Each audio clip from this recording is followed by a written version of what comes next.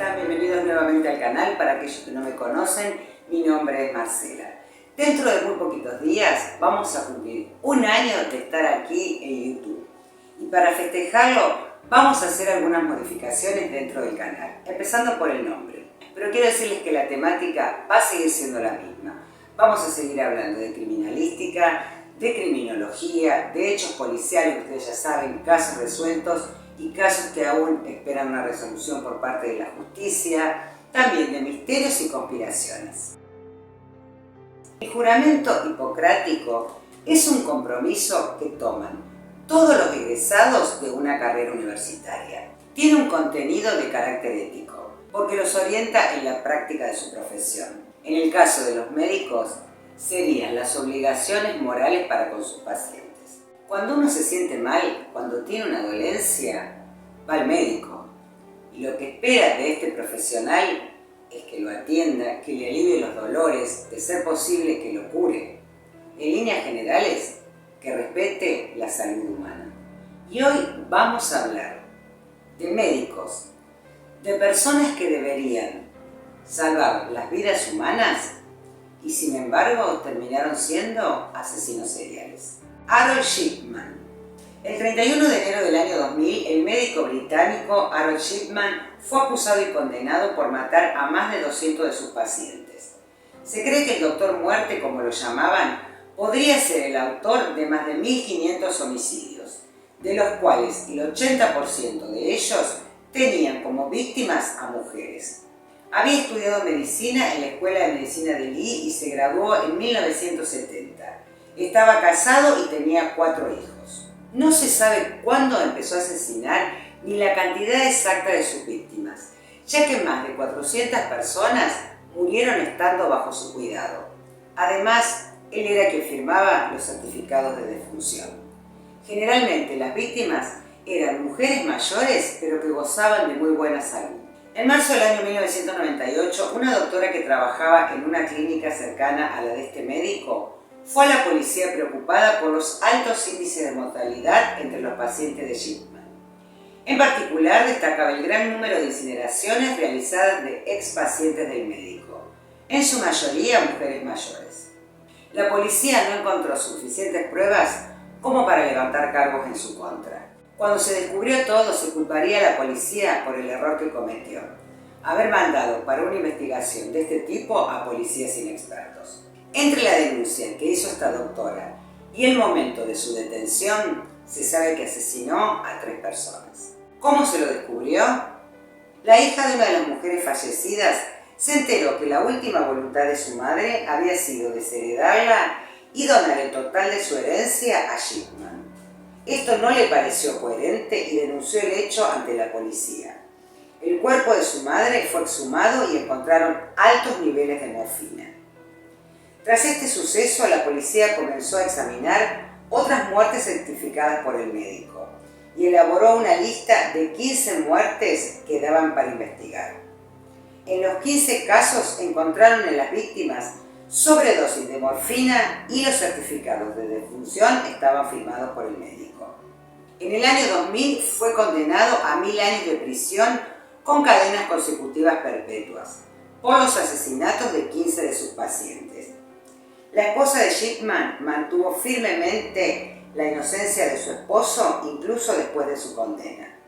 El médico se suicidó el 13 de enero del año 2004 a los 58 años de edad en su celda en la prisión. Se había colgado de las barras de la ventana de su celda usando sábanas. Michael Swango. Otro hecho similar en el mismo año. El 17 de julio del año 2000, el Dr. Swango fue condenado a 3 cadenas perpetuas consecutivas sin posibilidad de libertad condicional. En esa oportunidad se declaró inocente, pero el 6 de septiembre se declaró culpable de cargos por asesinato y fraude. Si no lo hubiera hecho, se enfrentaba a la posibilidad de la pena de muerte. Se estima que estuvo involucrado en hasta 60 envenenamientos fatales de pacientes y colegas, aunque él solo admitió haber causado 4 muertes. Mientras trabajaba en un hospital de la Universidad del Sur de Illinois, las enfermeras advirtieron que algunos pacientes sanos comenzaban a morir misteriosamente. En todas las ocasiones, Zhuangguo había sido el médico del piso. En una oportunidad, una enfermera lo sorprendió inyectando algo en un paciente que luego enfermó sospechosamente. Como el caso anterior, las enfermeras informaron a los administradores del hospital sobre este hecho. ¿Qué hicieron ellos? Las trataron de paranoicas y no investigaron nada. En julio del año 1984 comenzó a trabajar como paramédico para el servicio de ambulancias del condado de Adams. Y otra vez, compañeros de trabajo notaron actitudes extrañas. Cada vez que el médico preparaba el café o traía algo de comida, alguno de sus compañeros solía enfermarse repentinamente. En octubre de ese año, el médico fue arrestado por el departamento de policía, ya que hallaron en su posesión arsénicos y otros venenos. Un año después, fue declarado culpable de lesiones graves al envenenar a sus compañeros de trabajo y fue condenado a 5 años de prisión. Alrededor de esa época conoció a Christine, una enfermera. Se comprometieron y se casaron. Nuevamente en libertad, pasó por distintos puestos de trabajo. Durante su permanencia en ellos, varios empleados requirieron atención médica por presentar distintas dolencias. Como no le resultaba fácil conseguir un buen puesto con sus antecedentes penales, falsificó documentación y hace una vez falsificó su nombre, y en otro la informativa del Departamento de Correccional de Illinois, alterando sus antecedentes penales, al afirmar que había sido condenado por un delito menor. Al principio de la década de 1990 consiguió un trabajo en el Hospital Estatal de la Universidad de Nueva York. Por entonces el FBI ya estaba investigando 147 pacientes que habían estado bajo los cuidados del médico y que misteriosamente habían fallecido, incluida su esposa.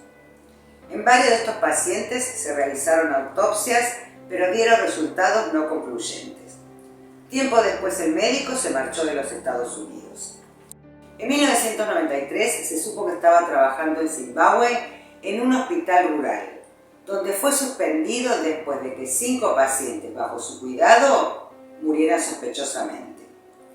Tras su despido, viajó a Sudáfrica, donde contactó a las autoridades de salud de Arabia Saudita, quienes les ofrecieron un trabajo. En julio de 1997 fue arrestado definitivamente cuando entró a los Estados Unidos para tramitar la visa que le permitiera el ingreso a Arabia Saudita. Actualmente está cumpliendo condena en una prisión en Colorado. John Adams, otro médico británico sospechoso de ser un asesino en serie. Su objetivo era el dinero. Mataba a sus pacientes, en su mayoría ancianos, con sobredosis de fármacos, después que los ancianos lo pusieran como beneficiario de sus herencias. Era el médico de cabecera más rico de Inglaterra, y ya vimos por qué. Se cree que asesinó a más de 163 de sus pacientes. Sin embargo, nunca fue juzgado ni condenado por estos homicidios. Murió en el año 1983 por una insuficiencia cardíaca.